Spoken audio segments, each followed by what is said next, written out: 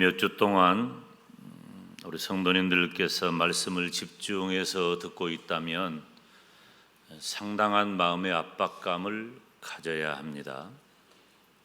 왜냐하면 예수님께서 말씀하신 이 산상수훈이 그저 선언이나 관념에 머무르지 아니하고 실제적인 이해를 살피고 있기 때문입니다. 내가 누군가라고 하는 그 본질적인 질문에 대해서 대답을 하기를 나는 믿음 안에 사는 사람이다. 이제 우리가 전혀 다른 존재가 된 거죠. 이 세상에는 두 종류의 사람이 있어요. 믿음이 없는 사람과 믿음이 있는 사람 두 종류가 있는데 지금 이 자리에 있는 저와 여러분은 믿음 안에 있는 사람입니다. 그렇게 확신하십니까? 나는 믿음이 있다고 고백할 수 있습니까? 이거 중요한 얘기예요. 저는 어디를 가든지 어렸을 때 청년의 시절에도 항상 나를 소개하는 데마다 나는 예수님을 나의 구주 나의 하나님으로 믿는 기독 학생입니다. 이렇게 나를 소개했어요. 그렇게 해버리고 나면 두 가지가 있습니다. 하나는 참 편해집니다. 술 먹으란 말도 안 하고 담배 피란 말도 안 하고. 그런데 또 하나는 너무 부담이 됩니다. 기독학생이라고 하는 그 프레임이 저에게 있기 때문에 내가 무엇을 해도 교회 다니는 사람이 예수 믿는 사람이라는 말이 선행되어서 저에게 너무 압박이 되는 거죠. 그래서 우리가 믿음 안에서 사는 사람이라는 말은 정말 기쁘고 감사하고 너무 좋은 말이기도 하지만 한편으로는 엄청난 영적 부담이기도 합니다. 그런데 생각을 조금만 바꾸면 우리는 믿음 안에서만 행하며 살 수 있는 매우 특별한 행복을 가진 사람들입니다. 참 좋은 거죠.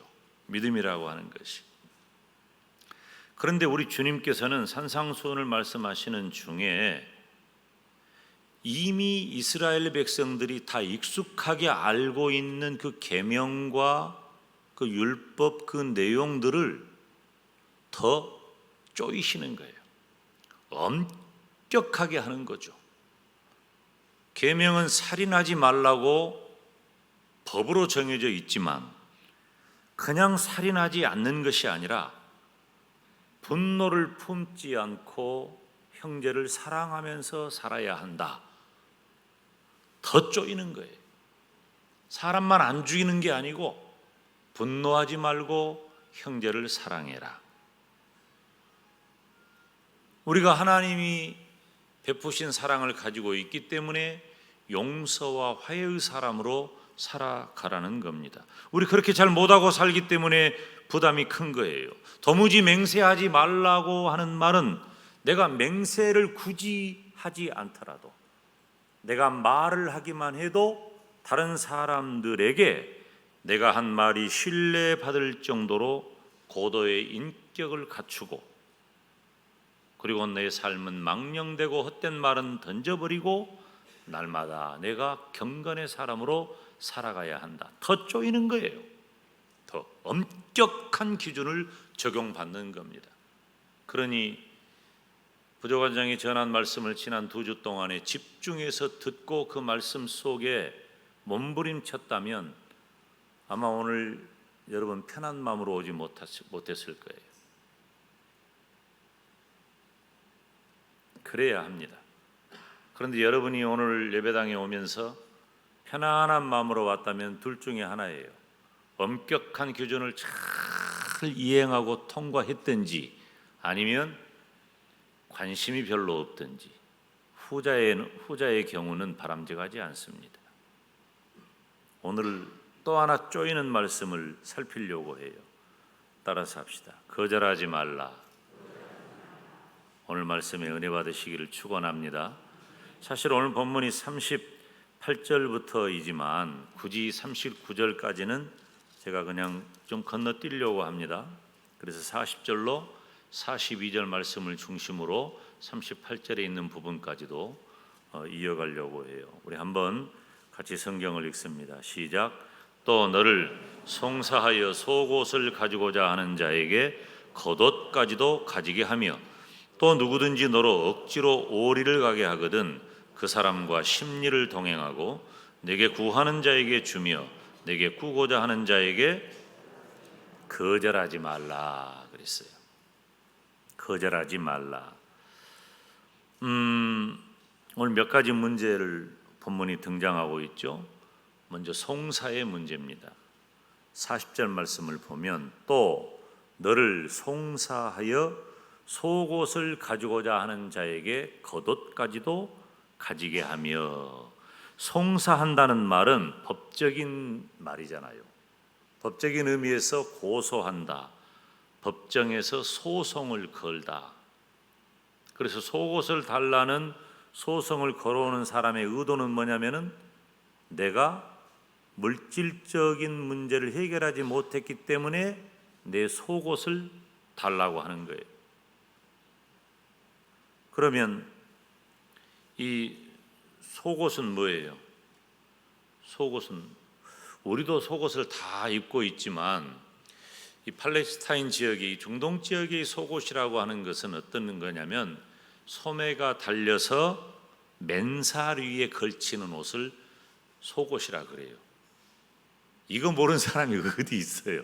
굳이 설명을 하는 거죠. 그러니까 속옷을 벗어버리면 벌거벗게 되는 거죠. 속옷을 벗으면. 제가 1996년 2월에 남미에 집회를 갔어요. 남미에 집회를 갔는데 아주 오래전 일이죠. 우리 아들, 우리 주성이를 낳아가지고 채 돌이 안 될 때 갔는데 한 달 만에 왔거든요. 공항에서 만났는데 이놈이 서운하게 나를 못 알아봐. 한 달 만에 보니까 돌이 5월이 돌이니까 2월 달 3월 초에 만났는데 한 달간 못 보니까 못 알아보더라고. 서운해가지고 있는데 조금 지나니까 눈 마주치고 이제 또 알기는 알아보더라고요. 이제 근데 그때 상파울로에서 집회를 마치고 이제 수고했다고 이제 리오데자네이루를 이제 여행을 해주는 그런 게 있어요. 우리 그 예수 그리스도 상 있는 그 지역이에요. 제가 그것 보고 싶어서 거기 가자고 그랬거든요. 근데 이제 마침 저희들이 갈 때가 이 브라질이 2월 달에 하는 유명한 페스티벌이 있습니다. 그게 뭐냐면 리오 축제라고 하는 게 있어요. 그거 끝날 때예요. 저희들이 갈 때가. 근데 리오 축제에 참여했던 사람들이 이제 여전히 좀 머무르고 있는 시간이죠. 이제 돌아오는 비행기를 타야 되기 때문에 공항에서 수속을 하는데 제 옆에 제 키만한 여자가 와서 수속을 하려고 서 있는데 이제 속옷만 입고 있어요. 여기서 속옷이라고 하는 것은 본문에 등장하는 속옷이 아니고 진짜 속옷 하나씩만 걸치고 있는 거야. 내가 눈을 어떻게 둘지를 모르겠더라고. 그러니까 저를 동행했던 장로님이 목사님 아직도 적응이 안 되십니까? 이제 그런 얘기를 했는데 이 속옷은 벗으면 발가벗는 거예요. 그런 의미의 속옷이에요. 벗으면 발가벗는다. 그러니까 속옷주라고 하는 말은 무슨 말이에요? 너 벌거벗고 다니는 그런 정도가 되더라도 내 것 주라. 그런 얘기예요. 좀 억지스러운 요구를 말하는 거겠죠. 그런데 예수님께서는 그런 자에게 뭐라고 말씀하셔요? 속옷이 아니라 겉옷까지도 내어주어라. 겉옷은 속옷보다 가치가 더 나갑니다.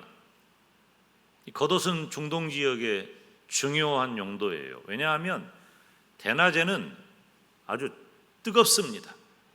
그 뜨겁지만 습도가 약하기 때문에 그늘에 들어가거나 내 몸을 무언가로 가리고 있으면 이제 몸이 체온이 좀 낮아져요.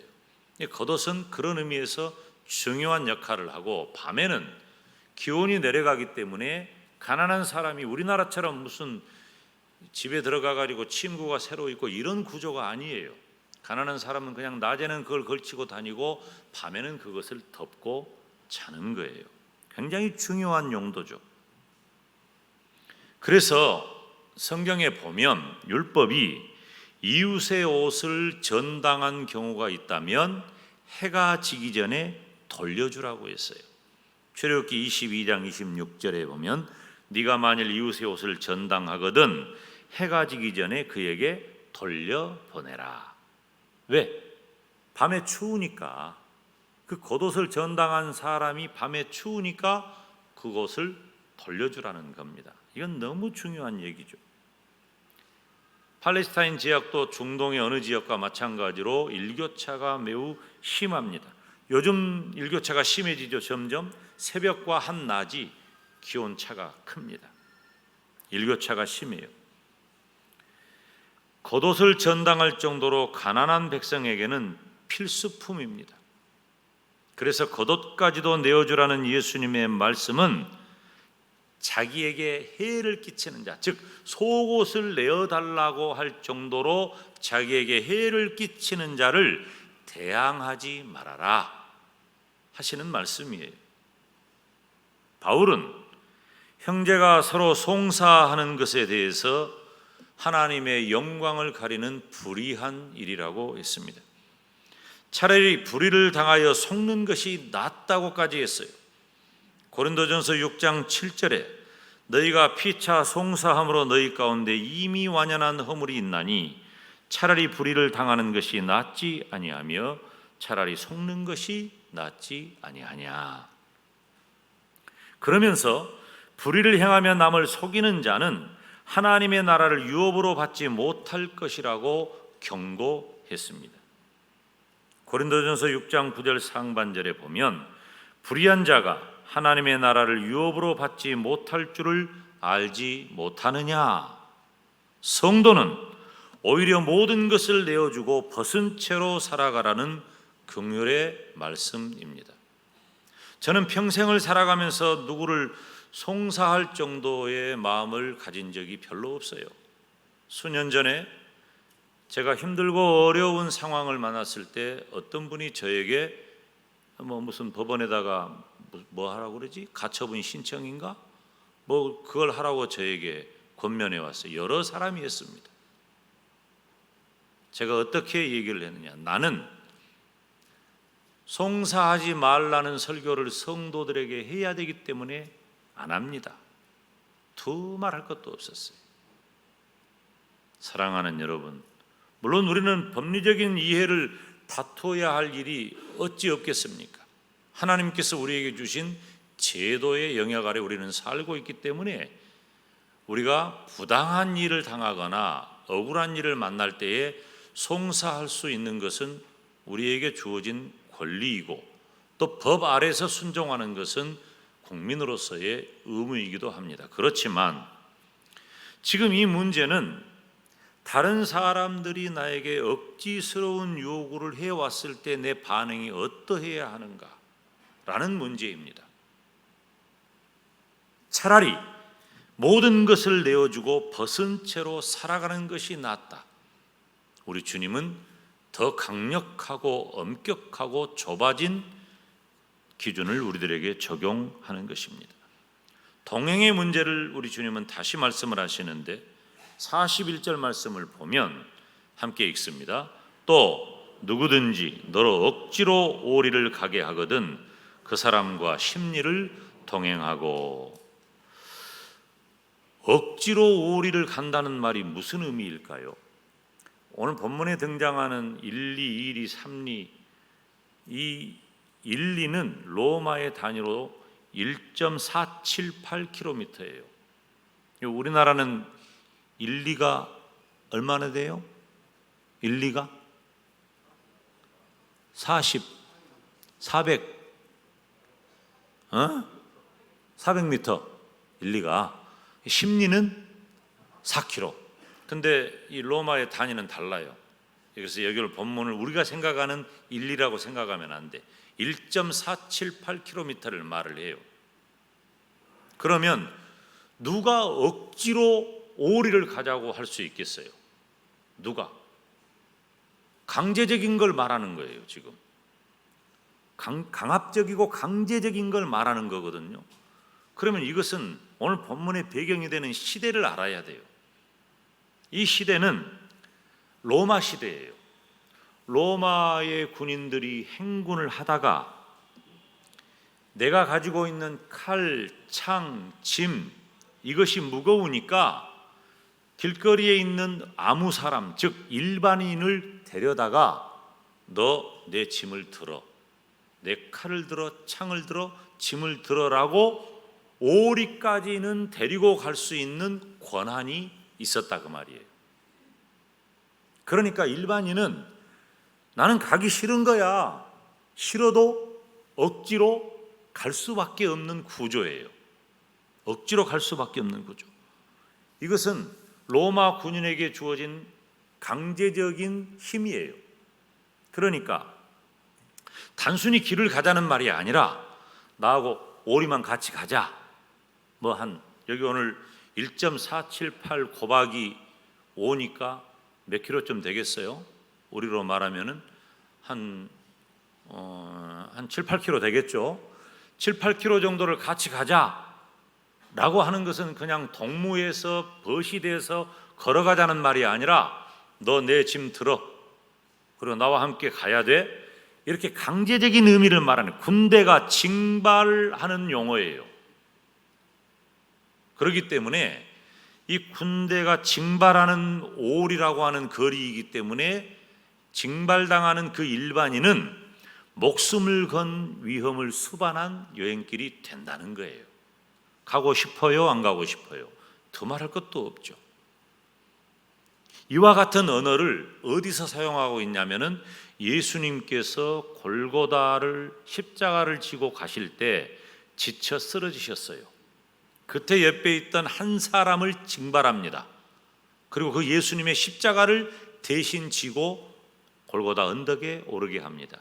그 사람이 바로 구레네 사람 시몬이에요. 바로 그 언어를 사용하고 있는 거예요. 그러니까 로마 군인이 예수님의 십자가를 지고 가다가 예수님이 쓰러지니까 구레네 시몬을 보고 너 이리 와, 이거 지고 가라고 하니 지고 갈 수밖에 없는 거예요.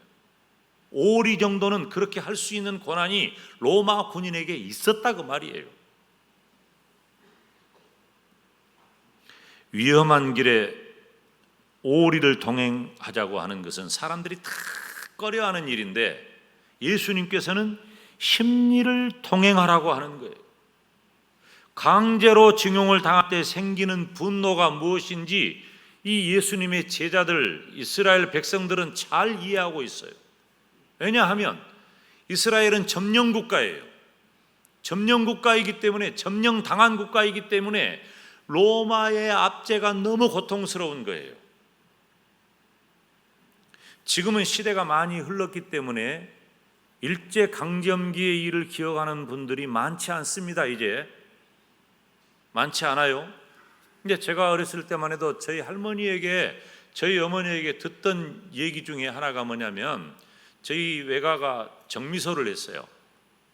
수창초등학교 건너편에서, 광주에 정미소를 했는데, 정미소를 하면 뭐가 있을까요? 쌀이 있지. 쌀이 있어요. 저를 좀 쳐다봐요. 쌀이 있었다니까.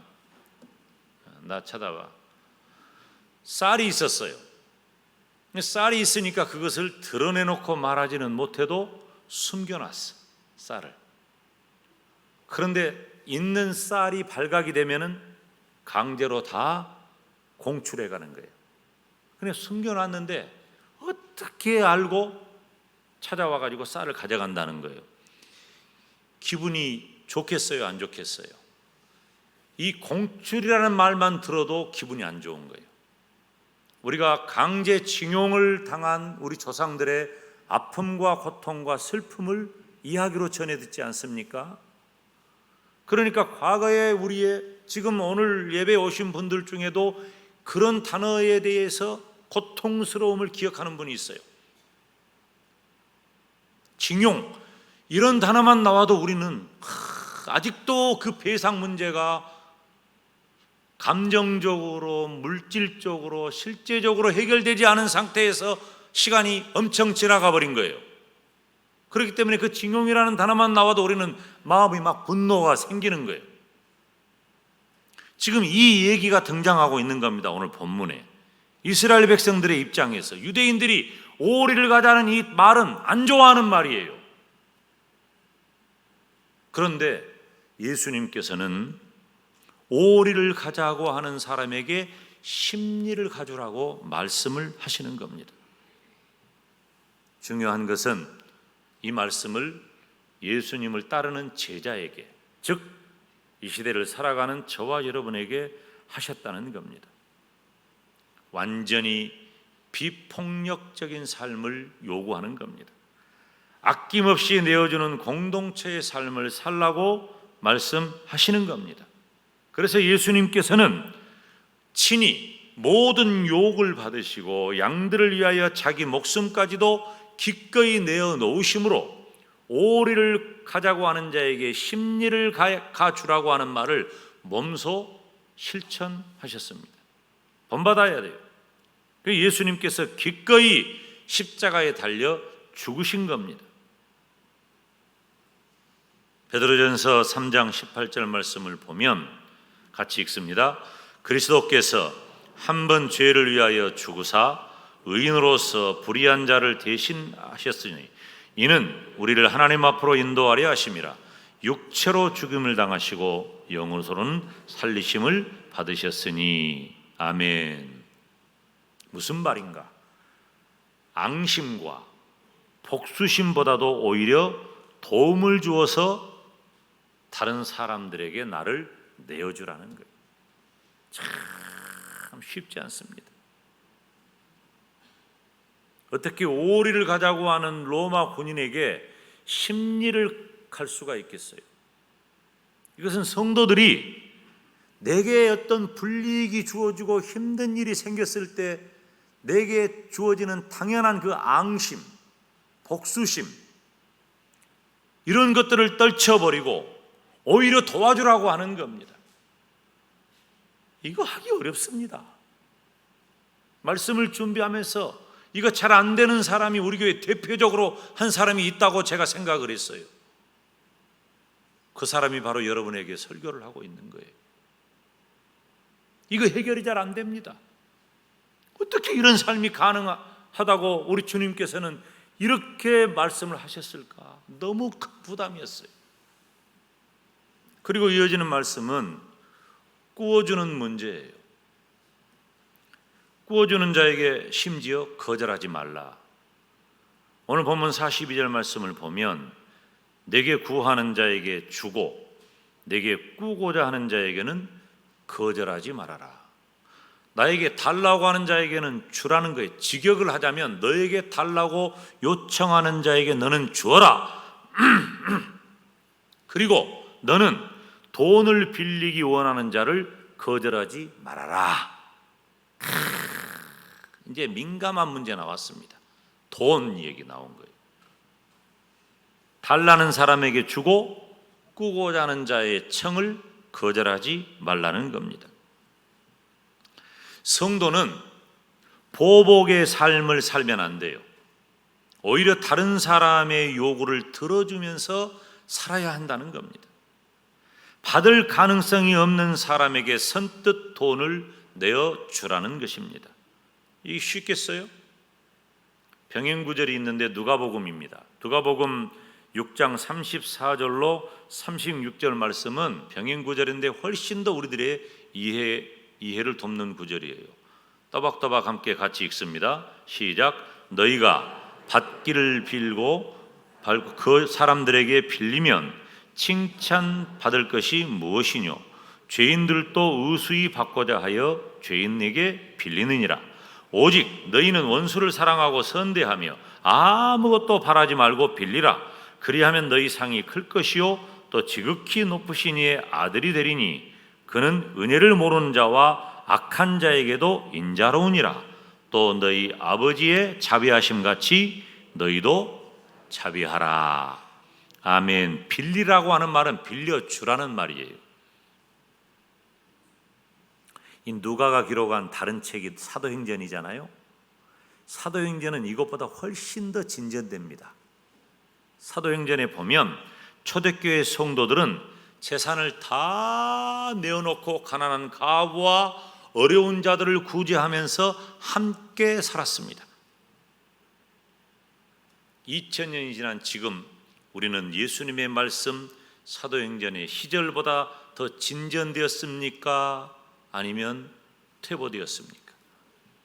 지금 우리는 물질의 자물쇠를 견고하게 잠그며 살아가는 그런 시대를 살고 있습니다.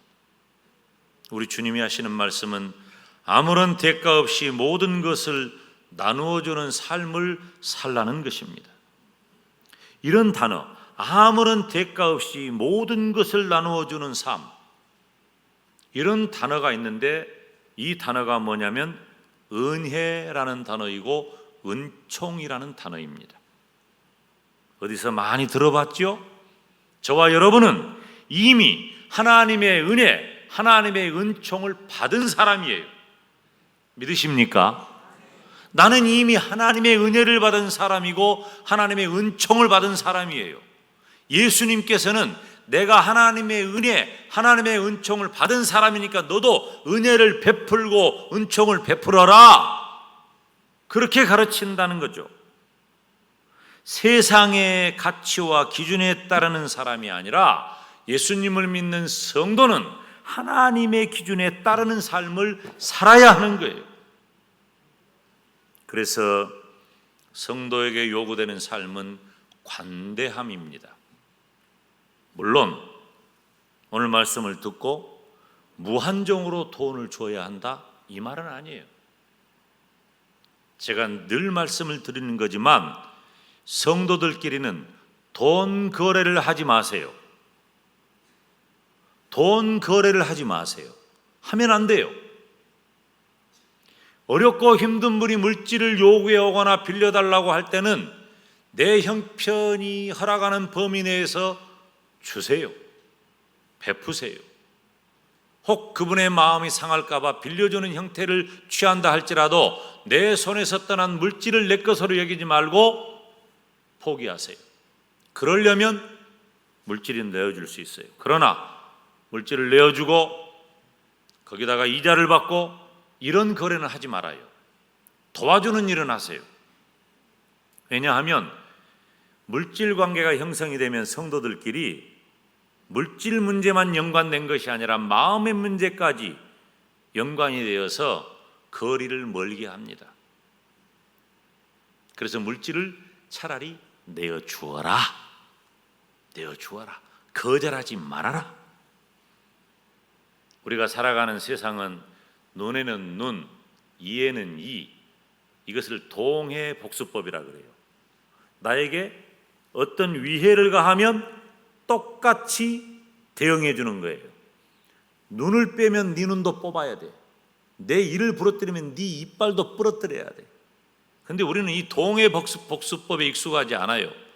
내 눈 하나를 뽑으면 머리통을 갈겨버려야 직성이 풀려요.